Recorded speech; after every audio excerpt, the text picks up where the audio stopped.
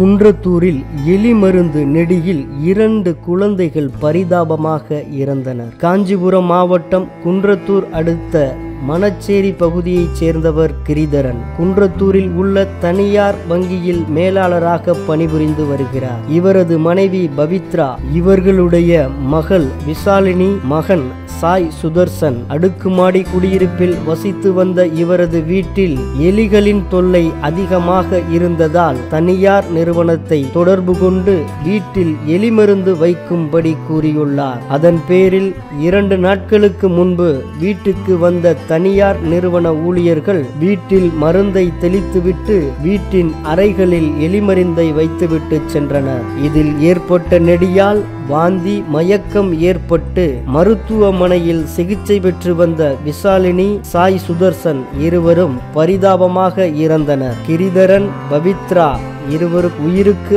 ஆபத்தான நிலையில் தொடர்ந்து சிகிச்சை பெற்று வருகின்றனர். இது குறித்து குன்றத்தூர் போலீசார் வழக்கு பதிவு செய்து தனியார் நிறுவன ஊழியர்கள் தினகரன் மற்றும் சங்கர்தாஸ் ஆகியோரை கைது செய்தனர். தலைமறைவாக உள்ள தனியார் நிறுவனத்தின் உரிமையாளர் பிரேம்குமாரை தனிப்படை வைத்து தேடி வரும் நிலையில் குழந்தைகள் இறந்து போன தகவலை அவர்களது பெற்றோருக்கு தெரிவிக்காமல் இருந்து வருகின்றனர். இதனால் உயிரிழந்த குழந்தைகளை பிரேத பரிசோதனை செய்வதில் சிக்கல் ஏற்பட்டுள்ளது. தொடர்ந்து சிகிச்சை பெற்று வரும் பெற்றோர் உடல் நலம் தேறி வந்த பிறகு அவர்களிடம் ஆவணங்கள் காண்பித்து கையெழுத்து பெற்ற பிறகு குழந்தைகளின் உடல் பிரேத பரிசோதனை செய்யப்படும் என்று போலீஸ் தரப்பில் தெரிவிக்கப்பட்டுள்ளது. தடயவியல் நிபுணர்கள் வீட்டில் வைக்கப்பட்டிருந்த எலிமருந்தை பரிசோதனைக்காக எடுத்துச் சென்றுள்ளனர். அவர்கள் பரிசோதனை முடிந்து ஆய்வறிக்கை தாக்கல் செய்த பிறகு அடுத்த கட்ட நடவடிக்கை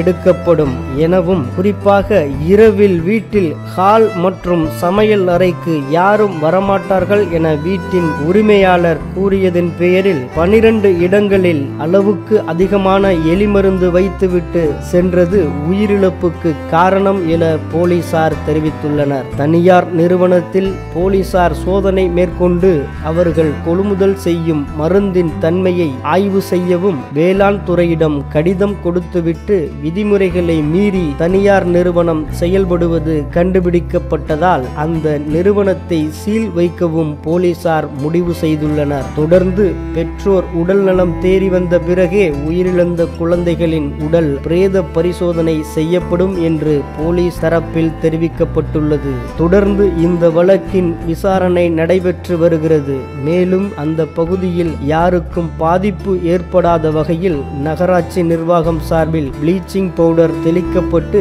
சுத்தம் செய்து வருகிறார்கள்.